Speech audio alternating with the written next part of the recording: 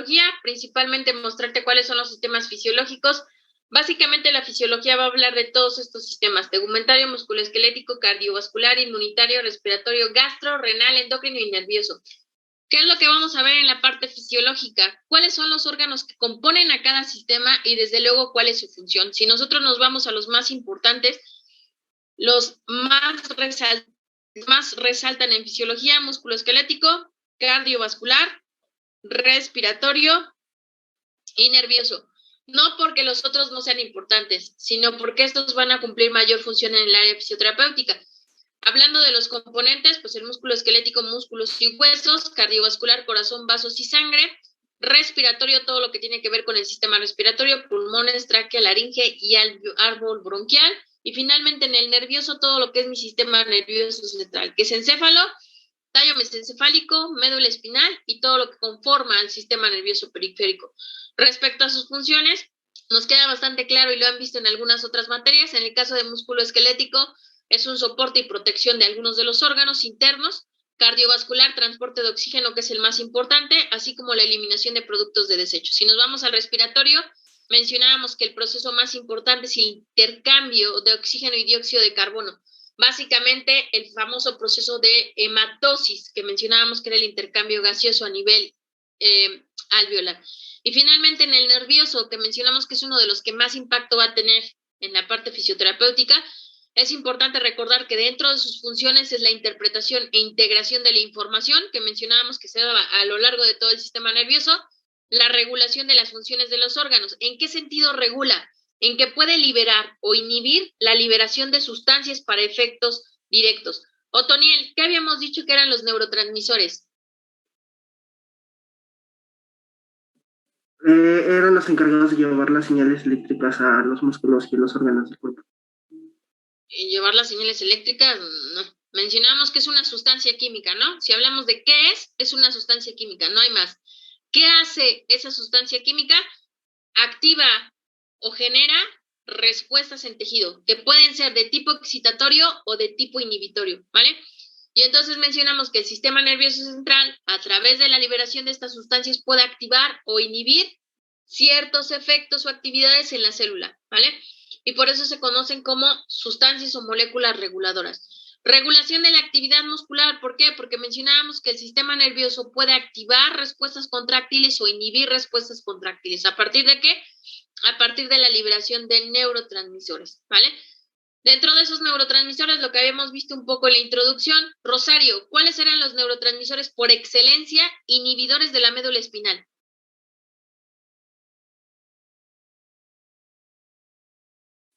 Son la glicina. La glicina, que es inhibidora de la médula espinal, ¿vale? Cuando nosotros hablemos del principal inhibidor de la médula espinal, es glicina. Cuando nosotros hablemos del principal inhibidor del sistema nervioso central, es el GABA, ¿ok? Que van a ser los principales reguladores de mi sistema nervioso en el cuerpo humano. Cuando hablamos nosotros de la respuesta neuronal que podemos tener en el cerebro, mencionábamos que existen neurotransmisores específicos. ¿Cuáles son los neurotransmisores que excitan a la corteza cerebral? Hay tres principales: acetilcolina, que es el que va a generar la activación a nivel neuronal; y cuando hablamos de dopamina y serotonina, mencionamos que esas tienen que ver con zonas específicas del cerebro. ¿Cuáles? Ganglios basales y sistema límbico. ¿Ok? ¿Hasta ahí van conmigo?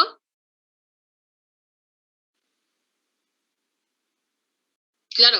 En el caso de las funciones en cerebro, vamos a tener para sistema límbico y para ganglios basales la dopamina y la serotonina. Dopamina y serotonina para función motora y para las emociones, o lo que conocemos como sistema límbico. Y acetilcolina para todo lo que es la activación cerebral, ¿vale? Toda la comunicación o plasticidad cerebral que se tiene ahora sí que en la masa mesencefálica se da a través de lo que conocemos como acetilcolina.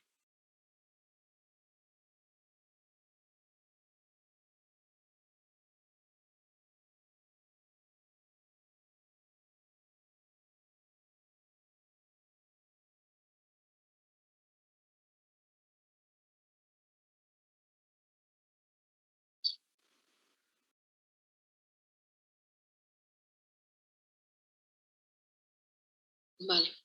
¿Hasta aquí van conmigo? ¿Todo bien? Va, seguimos avanzando. ¿Qué más vamos a tener? Bueno, en el caso de lo que sería la regulación fisiológica, se dice que en el cuerpo humano nosotros tenemos procesos que se conocen como regulación. ¿Qué es la regulación? Lo que busca es el equilibrio en el cuerpo humano. ¿A través de qué se da la regulación? Bueno, se menciona que es importante los procesos de comunicación celular. Para que se dé esta regulación, ¿cuál es la finalidad de dar una regulación fisiológica? Pues que lo que buscamos es la salud en el paciente. Esa salud se define como las condiciones fisiológicas del cuerpo que van a favorecer niveles óptimos y regulados de comunicación entre los sistemas fisiológicos. Anteriormente y en la introducción te refería, para que mi cuerpo tenga homeostasis, tienen que estar en sintonía 3 sistemas, ¿no? Y mencionamos, según la fisiología integrativa, el cuerpo, cuando hablamos de salud, ¿no? Se dice que el cuerpo, cuando nosotros hablamos en fisiología integrativa de salud, salud indica que va a ser igual a homeostasis, ¿vale? Y cuando hablamos de homeostasis, quiere decir que hay 3 sistemas en juego. ¿Cuáles son esos 3 sistemas que se comunican y que permiten un desarrollo adecuado de las funciones en el cuerpo? Van a ser sistema endocrino, sistema neurológico y sistema inmunológico, ¿vale? Y entonces, ¿qué pasa? Si alguno de esos 3 sistemas falla, pues automáticamente el cuerpo pasa de una homeostasis a una alostasis. Y cuando hablamos de alostasis, decíamos que el sinónimo es enfermedad o patología, ¿vale? Y entonces te dice, ok, si para tener salud lo que necesito son niveles óptimos de comunicación y regular la comunicación entre los sistemas fisiológicos, ¿cuáles serían los tipos de comunicación entre las células? Pues bueno, yo tengo comunicación directa entre células adyacentes. Para esta comunicación directa, ¿qué es lo que voy a tener? Interacciones autócrinas y parácrinas, potencial de acción nervioso y secreción de neurotransmisores y hormonas, ¿vale? ¿Qué es lo que pasa? Cuando yo hablo de interacción autócrina y parácrina, quiere decir que autócrina, la misma célula se comunica con ella misma o con secciones muy periféricas, ¿no? O lo que conocemos como contacto dependiente. Cuando hablamos de parácrinas, es que una célula se comunica con todas las células que tiene hacia la periferia. Si nosotros hablamos de potencial de acción nervioso, quiere decir que la célula solo se comunica siempre y cuando exista un estímulo de tipo nervioso, ¿vale? Entonces, cuando hablamos de potencial de acción, hablamos de un estímulo nervioso o también conocido como estímulo eléctrico, ¿vale? Que automáticamente mencionábamos, aquí lo vemos en pantalla, si el potencial de acción está presente, pues las células se van a comunicar. De no estar presente un potencial, no hay comunicación en las neuronas. ¿Cómo se le conoce esa comunicación de potencial nervioso? Lo conocemos como proceso de sinapsis, ¿vale? 2 neuronas tienen contacto a través de la liberación de sustancias químicas o la liberación de un estímulo eléctrico y se da una comunicación directa. Y finalmente, la comunicación endocrina. La comunicación endocrina te dice, existe una secreción de neurotransmisores o de hormonas, ¿vale? Básicamente se dice que una neurona, aquí lo vemos en pantalla, es capaz de liberar sustancias al torrente sanguíneo. Si esas sustancias viajan a lo largo del torrente sanguíneo, se pueden comunicar con células que existen a una distancia mayor de la célula que está generando a la señal. Y entonces, ¿qué pasa?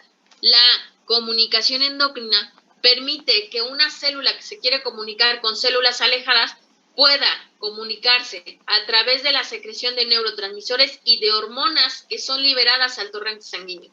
Si estas se liberan de forma adecuada, pues automáticamente la comunicación es directa entre las células, ¿vale?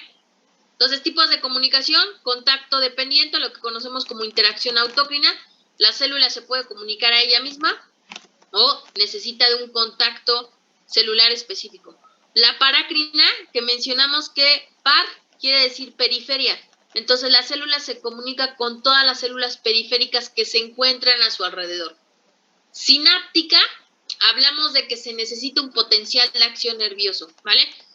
¿Qué tipos de potencial voy a tener? Químico y eléctrico. Y en el caso de endocrino, pues mencionamos, se necesita secretar al torrente sanguíneo hormonas o neurotransmisores que puedan llegar a otras células que se encuentran distales a la zona. ¿Va que va? Profa, ¿podría repetir el último? Sí, en el caso del endocrino, aquí está la imagen para que la observen. ¿Qué hacen las células? Déjenme, me voy a acercar tanto.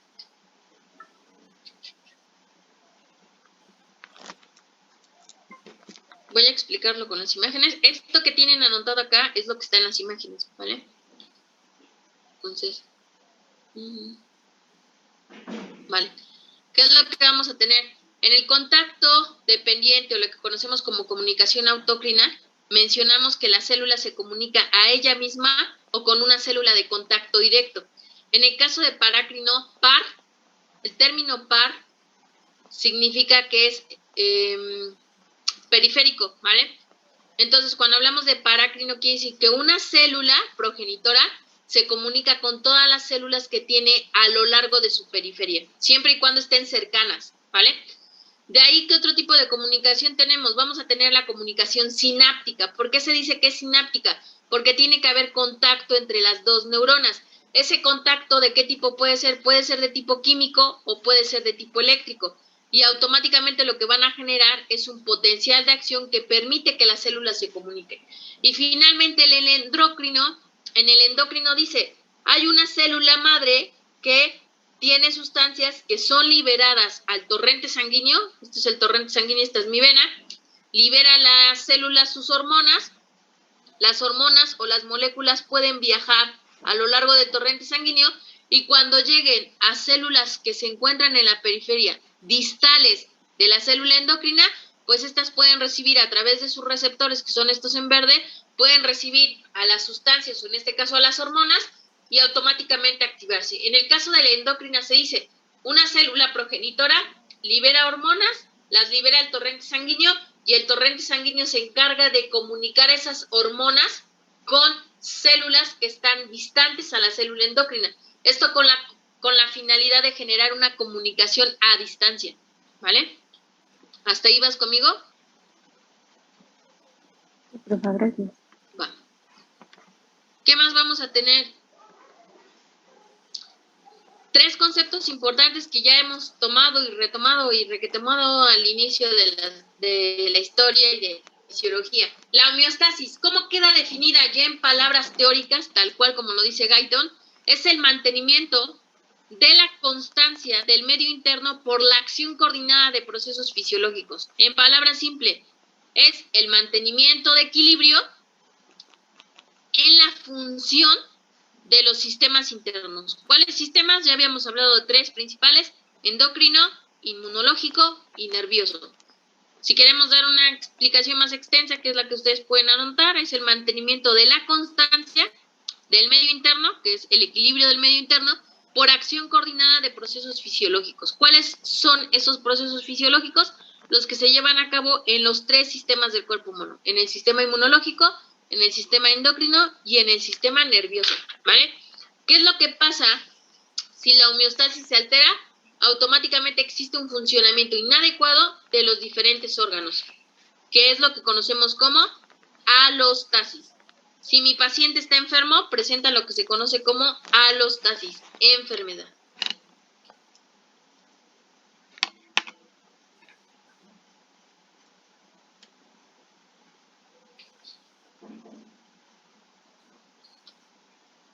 ¿Hasta ahí van conmigo? Sí, profa.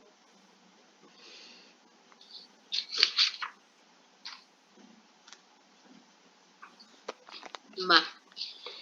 Y entonces, ¿qué pasa? Si yo quiero homeostasis, tengo que cumplir la ley del balance de masas. ¿Qué va a cumplir la ley del balance de masas? Bueno, la ley del balance de masas te dice, se establece que si la cantidad de una sustancia en el cuerpo permanece constante, su ganancia y su pérdida deben estar compensadas. Y entonces mencionamos en farmacología o en bioquímica, ustedes ven esta fórmula que te dice, la concentración o la carga va a ser igual al gasto más el producto menos los desechos parciales que pueda tener el tejido. Es decir, lo que tú consumes lo debes de gastar, más lo que se pueda producir, menos aquellos desechos que se puedan generar. Estas últimas dos partes solo aplicarían para la parte de farmacología. Aquí en fisiología, ¿cómo nos quedamos? Que lo que consumes es lo que vas a gastar, no hay más, ¿vale?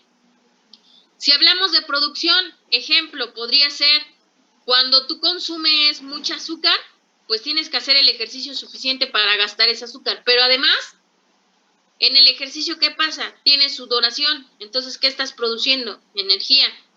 Pero además, te deshidratas, entonces, ¿qué estás teniendo? Una pérdida, ¿vale? Esa es la ley del balance de masas. La premisa principal es que lo que consumes debe de ser igual a lo que gastas. Si no es equilibrado el consumo con el gasto, automáticamente no hay una ley de conservación de las masas. ¿Qué nos dice la ley?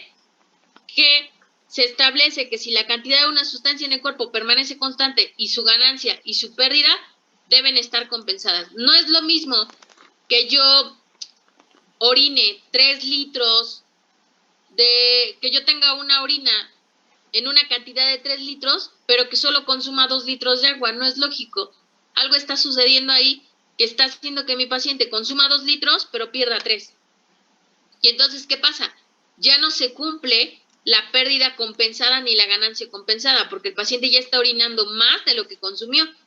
Ahí ya no se está cumpliendo la ley del balance de masas, ¿vale? A nivel general en fisioterapia, ¿cómo queda? Lo que consumes es lo que gastas. No hay más, ¿vale?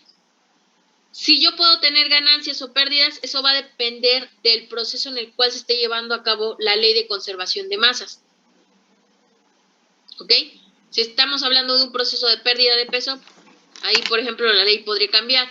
Pero si estoy hablando, por ejemplo, de la aplicación de calor en el tejido, pues el calor tiene que ser directamente proporcional a la zona a la cual le voy a aplicar calor. Es decir, no es lo mismo poner una compresa de 2 kilos que se pone en la zona lumbar porque la musculatura es bastante amplia, a ponerte esa compresa en la mano, que la musculatura es muy ligera.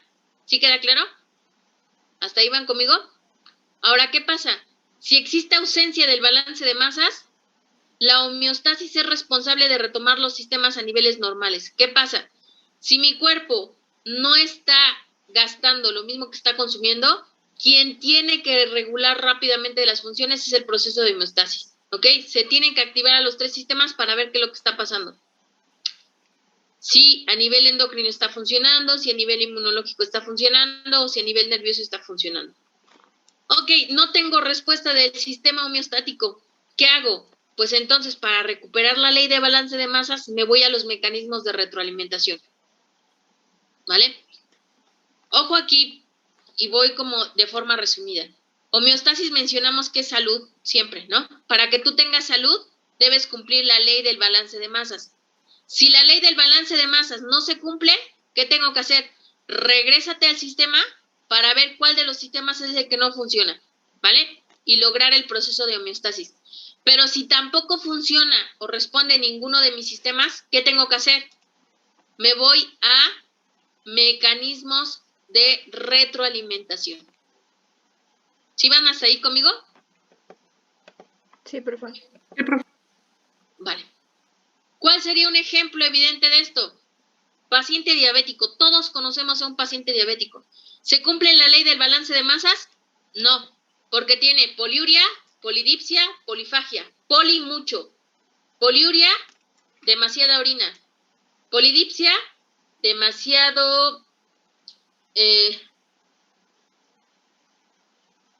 sudoración. Poliuria, polidipsia, polifagia, demasiado consumo de alimentos. ¿Vale? ¿Qué es lo que pasa? El paciente puede consumir muchos azúcares, pero no hace el ejercicio suficiente para ese desgaste, ¿no? Orina demasiado, pero tampoco consume agua. Ustedes vean a un paciente diabético y no te consume agua. Lo más que te consume es refresco, ¿no?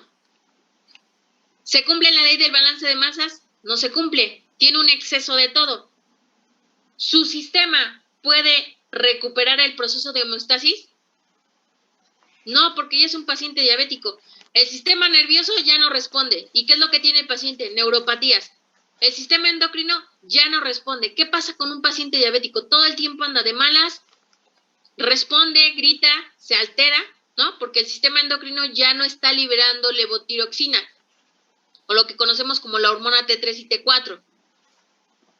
Y a nivel del sistema inmunológico, un paciente diabético casi siempre se está enfermando. Le da gripa, le da tos, se infecta fácilmente, las heridas no cierran. ¿Sí queda claro?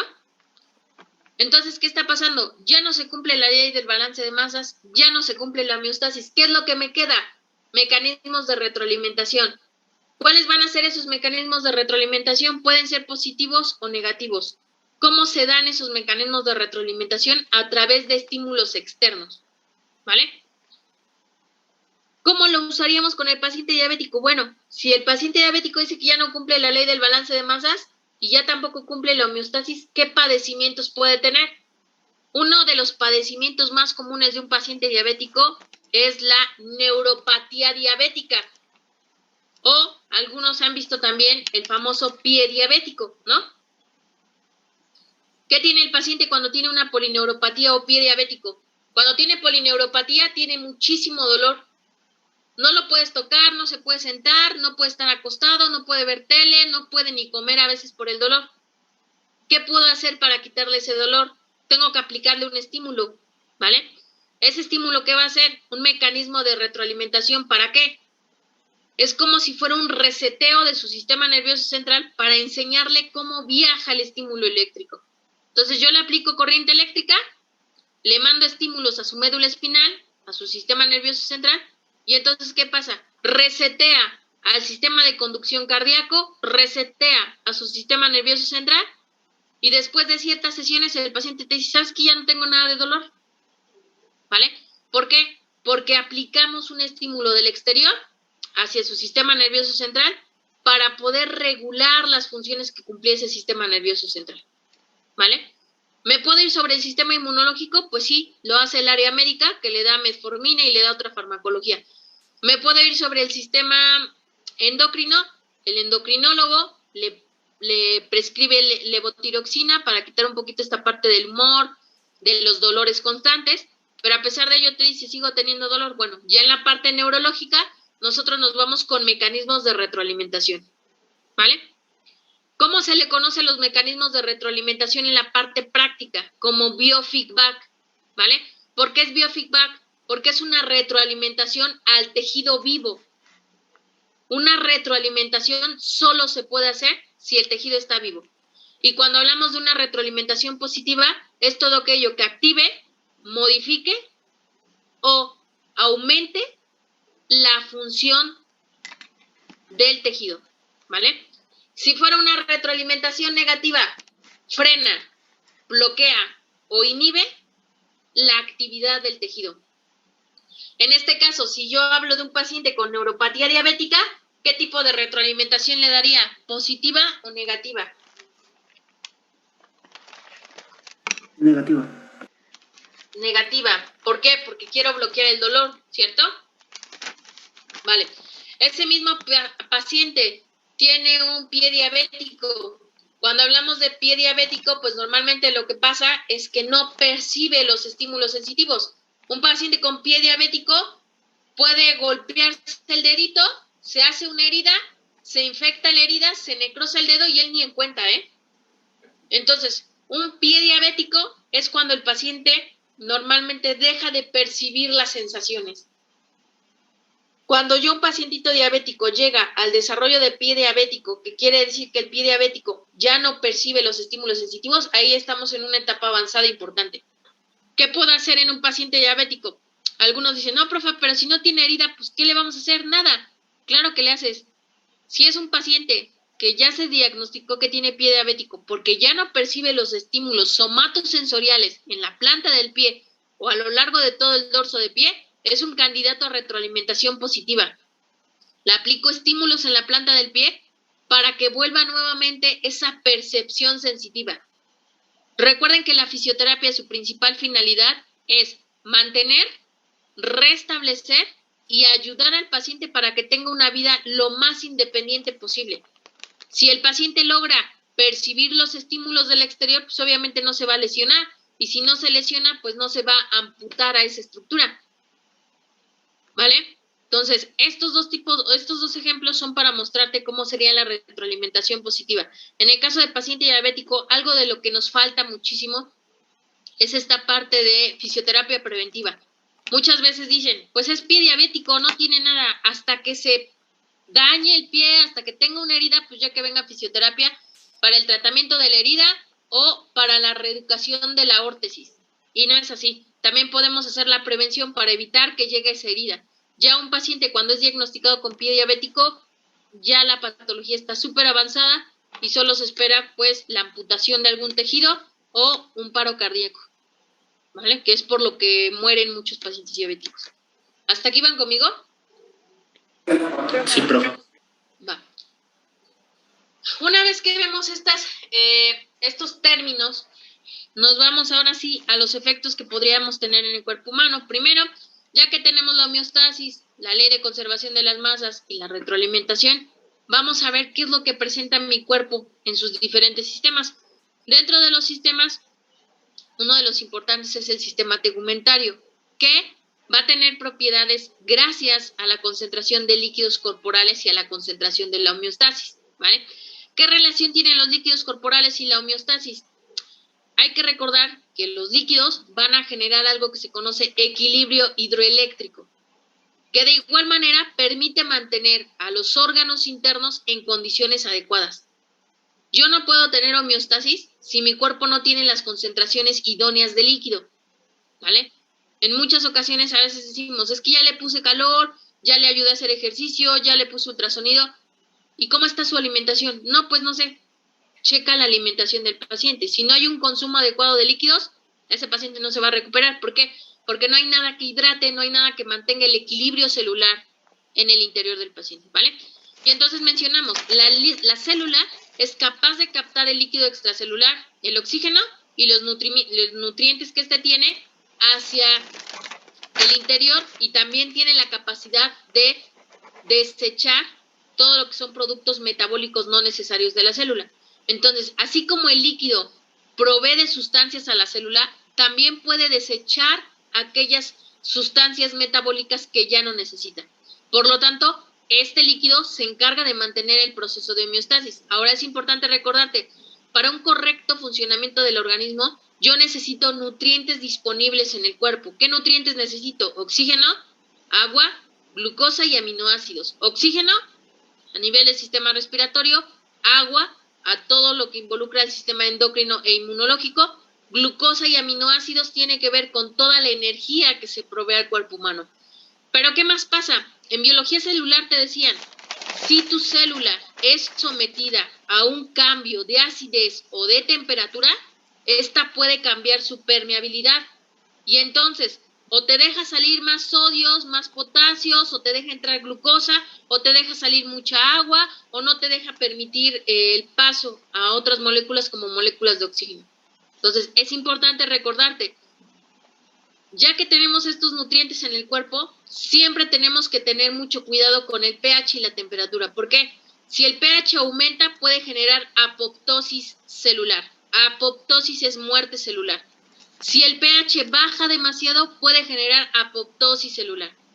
Si la temperatura aumenta, la membrana celular se vuelve más permeable.